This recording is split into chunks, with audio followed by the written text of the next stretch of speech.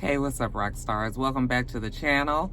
All right, you guys, today we're doing an official Let's Talk About It. I've planned out a few things that we need to talk about that might be just a little bit too edgy, or maybe, flat out get me flagged on top of the blog. So, because I need my little coinage, we're going to take this out and put this on a separate video. And if they decide to flag it, then I'll still be sad, but I'll still have my top of the blogs to rely on. So with no more further ado, you guys, let's get to it, shall we? All right, you guys, so the first topic that we're talking about today, of course, is the vice presidential pick, okay, made by Joe Biden, who is running for president on the Democratic ticket. We had waited a long time to find out who he was going to pick as his running mate.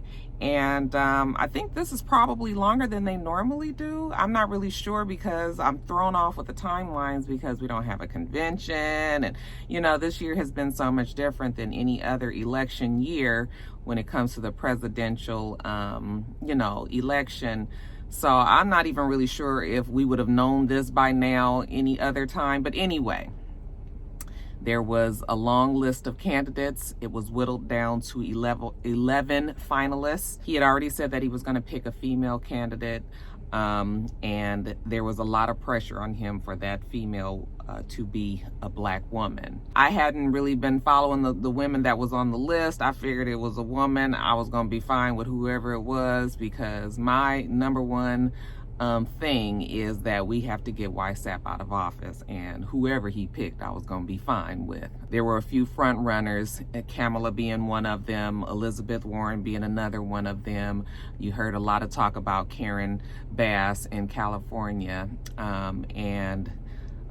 my hope was for Stacey Abrams. I think she is very smart. I think she is very well spoken. I think she is someone that could handle the job. When he made the announcement the other day, I was not surprised. I was not shocked.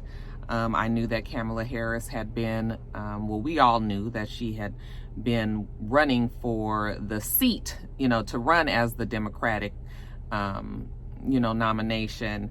And so I figured that she was already a front runner. And when he chose her, like I said, I wasn't surprised.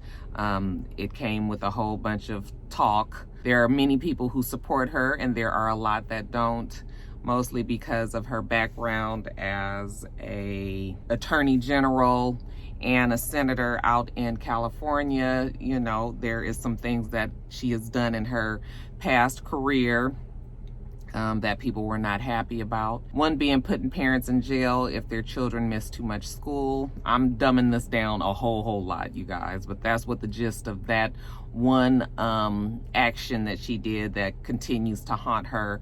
That was one of them. Another one is that she was, very much a supporter of the police, and we know right now the police is not anybody's friend, or at least the bad cops. But at least right now, many people see all cops as bad cops. So anyway, she's got some other things that's gone on in her past. Like I said, I didn't really super research Kamala, however you say her name, because I was going to be fine with whoever was picked. I was going to be fine because I want YSAP out of office. Now, let me just have a talk with y'all. Let me just have a talk. Come on closer. Come on in, everybody in the back. Y'all come on, okay? Because this is the time when I have to talk to my family and I have to let you guys know that I understand that Ms. Harris is not a perfect candidate. I don't know if anybody is, okay?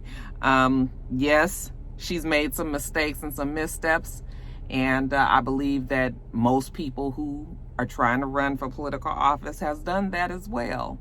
We have to look at the bigger picture here. It's two choices, okay? You've got YSAP as the Republican. You have Joe Biden as the Democrat, okay? We're not even gonna count Kanye as the independent, even though I know that Kanye is trying very hard to get his name on that ballot in November. And if he's successful, there's a chance, a slim chance, but there still is a chance that he could take away some voters from the Democratic seat, and you know, that would benefit the Republicans. So, you know, it's just so much full of fucking negatory with that right there, you guys. It's so frustrating. But anyway, we just gonna discount that he would have that type of effect on anything. But what I'm saying is we got two choices, y'all. Okay? It's sort of the same as like when you gonna get your ass whooped when you was little and your mama said, okay, I'm either gonna whoop your ass with this belt or you can go outside and get a switch. Which one do you want? All right? You still gonna get this ass whooping. You still gonna get it. Which one is gonna be better for you? All right? It's the same with this presidential election, you guys. We know right now that the government is not really our best friends and there's so much distrust there. But, you know, I know a lot of people don't like to hear the word lesser of two evils. But that's really what the case is here. Okay? If you do not vote for Joe Biden, then YSAP will be in the office for 4 more years. That is, it's just no more than that, you know. And I know there are many people out there and that will not support Kamala Harris, and you know, that very intelligent people, some people that I even follow that don't like her. And I mean, I get all of that. But at the end of the day, these are the two choices that we have. And even if you do not vote, even if you choose not to exercise your right to vote, that is still a vote for YSAP, assuming that you were otherwise going to vote as a Democrat. All right. So I realize that she might have some things that we got to work on and everything, but that should have been taken care of before she became this pick. Now that she's here, I feel like everybody should put their support behind them. Let's take care of the biggest problem right now, which is getting YSAP out of the office. And then you guys can keep the pressure on the lady and Biden to, you know, stick to their promises and do the things that they say that they're going to do, and, you know, be beneficial for the people that they are representing. Okay? It cannot be no worse than what we are facing right now. But I'll tell you what. If we get 4 more years of Trump in the office, then it will be way worse than it is right now. I mean, right now you can look at our economy, you can look at our society, you can look at our weather, you know, global warming, all of these things that have happened. He will continue to contribute to that in a negative way. And, I'm not no super political person, and I don't be getting into all of that, but just the basics of what we are facing right now is so clear, you guys. You have to make this choice. Okay? Our children's future depends on it. Our children's future depends on it. All right. I'm 50 years old, or I'm about to be. And, you know, I now have to be concerned about what my children are going to have to deal with, you know. And it's serious. It is serious. It's that serious. And so I just feel like we need to be prepared. We know what is coming. Even as if it was just a regular 2 white people running for, you know, president, vice president, when you got this woman in the race, that's one thing. Now you've got a black woman in the race, and I know people are saying, oh, Roxanne, she's not black, she's Jamaican, she's Indian. Listen, she's a woman of color. When people look at her right now, they're saying that she's black. All right. I know that the media is starting to say things like she's Indian American, and you know, or they'll specify what her parents are. Look, I got all that. I still feel like it's important for us to put our support behind her. It is important for us to be there for her, as you know that the shit is coming. The shit is coming. I pray that that woman don't have nothing crazy in her background. I mean, I'm sure she knows that, you know, I'm sure if there is something that's a little dicey that they're aware of it and that it could come out in all of this.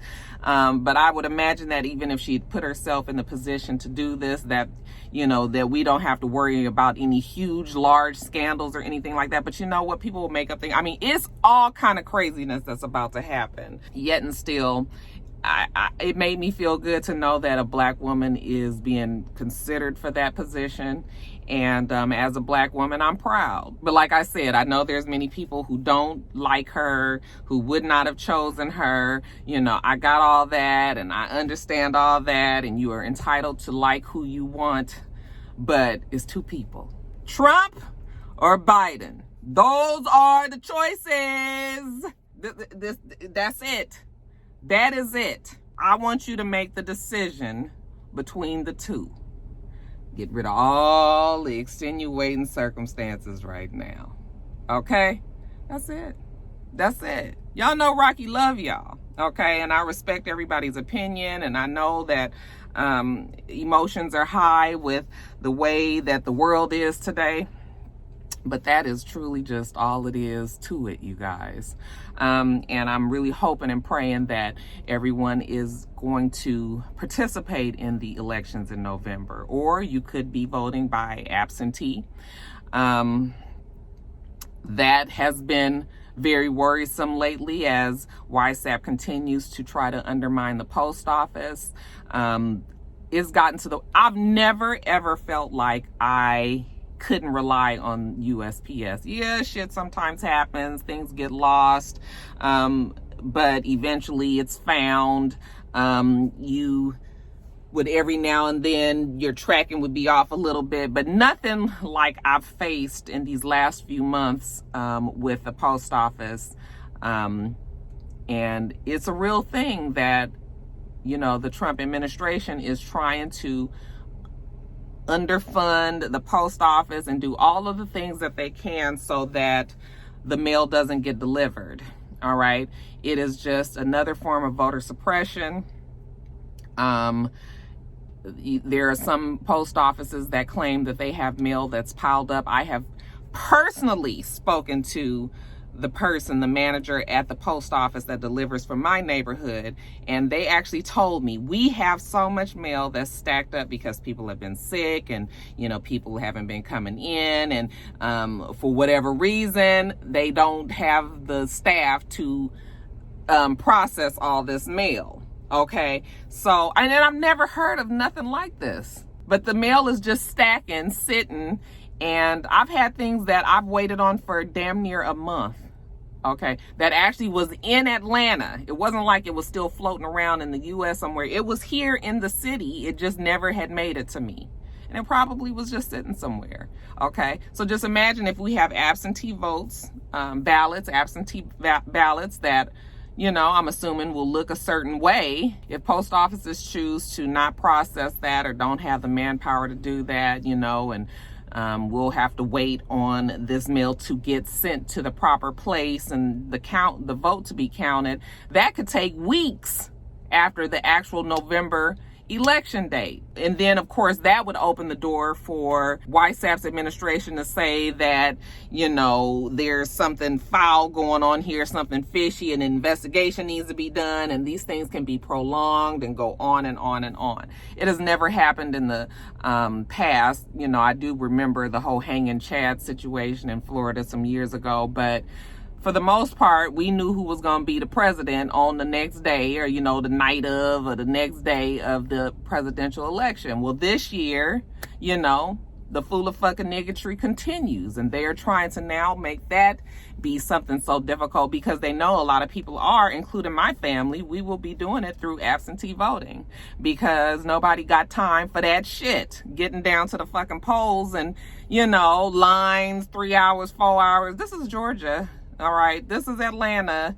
In November, it's probably going to be fucking cold out there, you know, or rainy or whatever. Nobody has time for that confusion. So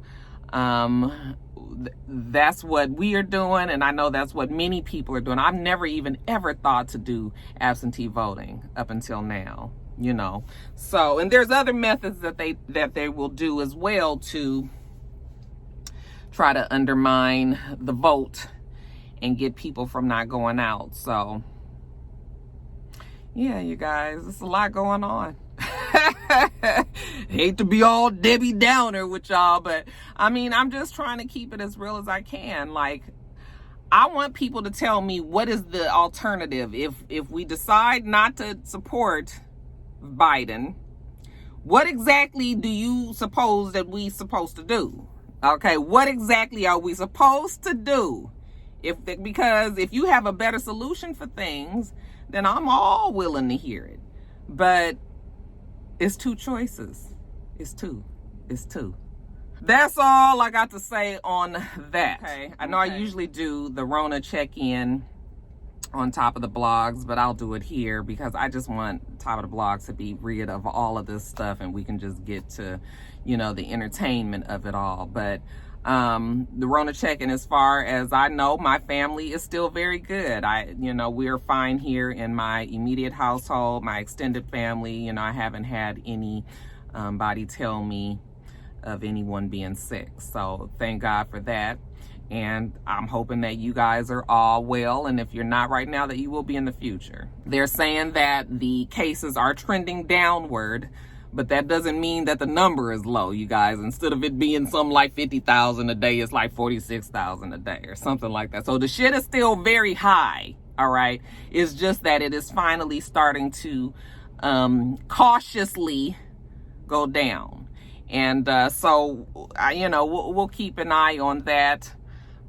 They've already warned us that the numbers will go up and down as certain events and things happen for people to, be more social or not. So that's what it is. We still got schools out here in Georgia that are closing.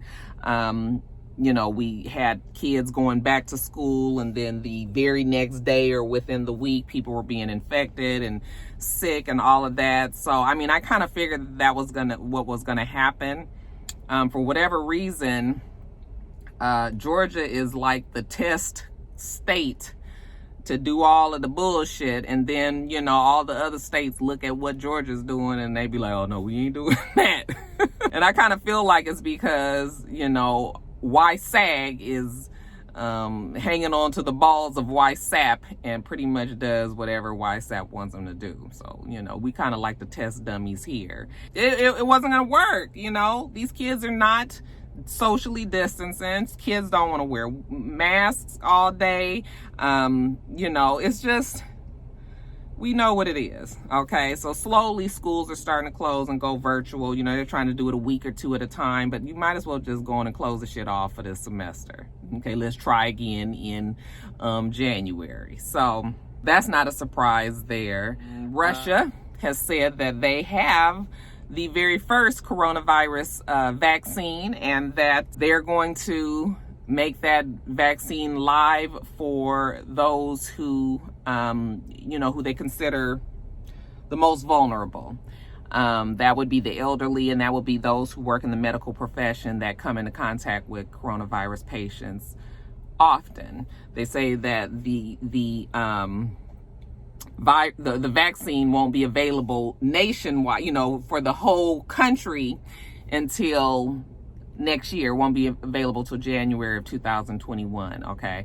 And that is after they do the large scale testing, and processing, making sure that it is safe for people. But as of right now, Putin says it's safe enough, okay? And he's going by the 76 people that they've tried this vaccine on. 76, you guys, when we've got millions of people that would potentially be taking this vaccine. They tried it on 76 people, including one of his daughters, he said. And so he feels like that's good enough, all right?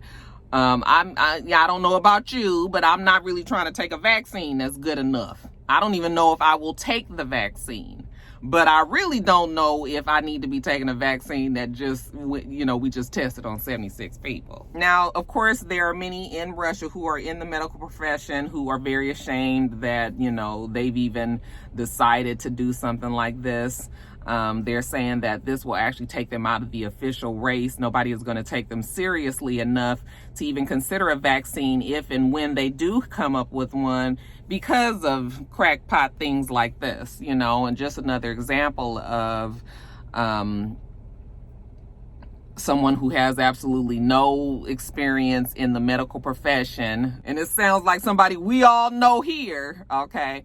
But you know, just them kind of feeling like, I'm sick of this, you know, we'll just put this shit out there and, you know, we'll see what happens later. But it seems like it's good enough off these 76. So yeah, we can put it out to the thousands and eventually the millions. So yeah, it's too bad. The name of the vaccine is Sputnik V. I was like, Sputnik? Sputnik, wasn't that the name of the doctor in Little Shop of Horrors? The Sputnik.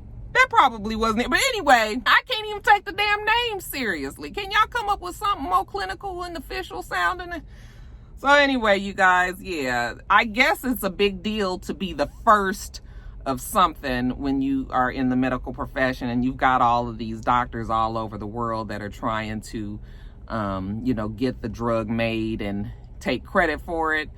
But I don't even, who cares about that? Let's do something that's going to help these thousands and thousands and millions. I think they said over 2 million people worldwide have died from this virus now, you know? So something needs to be done, and it shouldn't be a matter of who does it first. It should be a matter of who does it best. What is the best medication that is going to help the people? People are worried that YSAP will do something similar, because the FDA has this process where it can be an emergency. I think they call it an emergency use of authorization. Okay, and they're saying that there's a little concern that Trump will try to push that through to help his reelection needs. FDA does have like an independent advisory committee, and they're saying that there would be some strong pushback, and you know, we don't know if YSAP will be able to push that through. But YSAP seems to be able to push a whole bunch of other shit through, so you know, there's some concern there, you know. But he did try it with that I can't even think of, what's the name of the, I can't think of the name of the drug that he was trying to push. That was for not mumps, measles, mumps, rubella, not measles, mumps, rubella, but you guys know the drug that he was trying for, oh, it's on the tip of my tongue. I can't think of it. I'll put it on the screen. You guys don't have to tell me. I'm gonna put it on the screen, okay? But he wasn't successful trying to push that drug as well. So, you know, maybe people will listen to the actual professionals in this case and not the person that's running the country. And, so that's it on that. Let's talk about the stimulus package, the second stimulus package, this extension of the CARES Act, if you will. It seems that the Democrats and the Republicans are at a stalemate. I was reading something yesterday, and they said that neither side have spoken to each other since last Friday. And I guess each side is waiting for the other to call. So it's a mess out there. And essentially, the Republicans and the Democrats are holding your lives in their hands and fucking around with it, okay, for lack of better words. I mean, there are people out here that are suffering, people that need the money, people that need the reassurances that they won't get kicked out of their houses, their apartments, if they haven't already, because, you know, that eviction thing was lifted. People that need whatever you gonna give them. So if you're gonna give them this damn $1,200 check, then send them their goddamn $1,200 check. And there are also businesses that are suffering, that need the help as well. And of course, unemployment, the additional money from the government, all that is on the table. That is all the things that they still haven't decided on. The only thing they've agreed on is the $1,200, but it's being held up because nobody can agree on the rest of it. Even some people have suggested, why don't we agree on the things that we agree on and push that through so it can get the aid to the people, and then the shit that we haven't agreed to, we can still work on. But I'm not sure. I think it's the Democrats that's saying, no, we don't want to do that. We want it all to be done at once. All right. And I don't know the ins and outs of why that would or wouldn't be beneficial, but that's what they want to do. So in the meantime, everybody that's waiting on the help is just waiting on the fucking help. YSAP did do some executive orders. He signed that there would be a $400, instead of the $600, it would be brought down to $400. The government would pay $300 of that, and the states would be responsible for $100 of that money. If the state is not able to cover that $100, then they apply for some sort of something from the government, and the government will then take care of the full $400. I would imagine all of the states are going to do that because nobody wants to pick up that bill. Okay. They probably don't even have the money to do that. Then they're talking about, the money can be reallocated from the last CARES Act and move it over to this new things. There's a lot of financial things. I know about allocation of funds just because I deal with the budget at my job. It's not always that easy to just be moving shit over. Okay. Yeah, you can say it all day, but when you actually try to move funds from one account string to another, and you've got to